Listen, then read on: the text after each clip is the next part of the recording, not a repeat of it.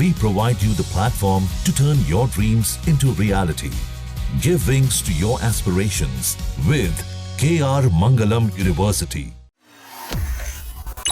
तो मुझे भी कोई आसिम मुनीर जैसा आप इतने हाई फाई प्रोफेसर हो दिल्ली यूनिवर्सिटी में, मेरी किताबें तो बैन हो रही थी एक टाइम पे दिल्ली यूनिवर्सिटी में, उन्होंने हटवा दी थी करिकुलम। इस पे भी आएंगे हम। आएंगे तो मेरे को या तो आसिम मुनीर जी करे नॉमिनेट, तब कोई बात बन सकती है मतलब पर अब पंगा पड़ा हुआ है हमारा उन देश से, तो हम तो नहीं कर सकते। तो अब ऐसी चीज़ें मैं बोल देता हूँ, अब इसमें से 2-4 चीज़ें निकाल लेंगे कि भाई चेतन ने कहा आसिम मुनीर का नॉमिनेशन भारत में चेतन, आप भारत में तो बिल्कुल सुरक्षित है ऐसा कह के आप पाकिस्तान जाना चाहते हैं, तो वो एक जाना मतलब घूमने के लिए, तो फिर एक अलग बात है। नहीं मेरे को नहीं जाना मैडम, फर्स्ट क्लास है हमारा देश, फर्स्ट क्लास है। और अगर बहुत शौक है चले जाओ इंडिया में सेम उसी टाइप के लोग भी हैं, हर तरह के लोग हैं, सेम खाना खाते हैं हम, सेम वही है।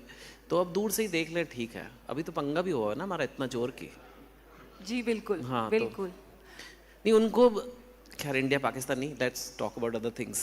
मैं फंसूंगा, ऐसे ही फंसते हूँ मैं जी नहीं, और बिल्कुल ये I don't think that's my intention कि हम इंडिया पाकिस्तान की बात करें, बिल्कुल, क्योंकि this is a literary platform और हम साहित्य की ही बात करेंगे।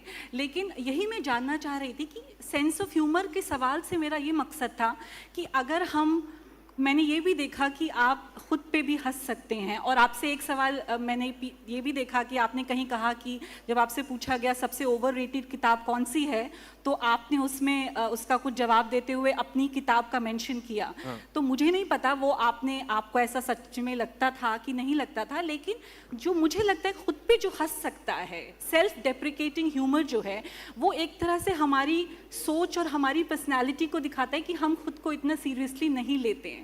I think that's a great device for even literature. What do you think so?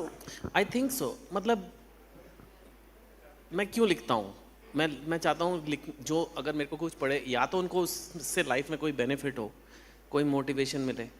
तो मैंने कई बार मोटिवेशन टॉक्स करता हूँ, या आज अगर आप देखें, या कभी कभी न्यूज़पेपर में आर्टिकल्स आपने मेरे देखे हों, उसमें मैं लोगों को समझाने की कोशिश कर रहा हूँ। या तो वो एक पर्पस उसका ये हो जाता है कि भाई कोई चीज़ एक्सप्लेन कर रहा है सिंपल भाषा में। लेकिन अगर जैसे मैं कोई स्टोरी लिख रहा हूँ, कोई किताब लिख रहा हूँ, कोई फिल्म बन रही है, तो ऑब्वियसली मन होता है कि लोग खुश हों, लोगों की लाइफ में कुछ खुशी आए। तो लोगों को हंसाना is one of the easiest ways to make them happy. I mean directly बहुत सारी साइंटिफिक रिसर्च आ चुकी है कि लाइफ में हंसने के फ़ायदा ही है, नुकसान नहीं है। बस गलत जगह नहीं हंसना होता, वो फिर नुकसान हो सकते हैं।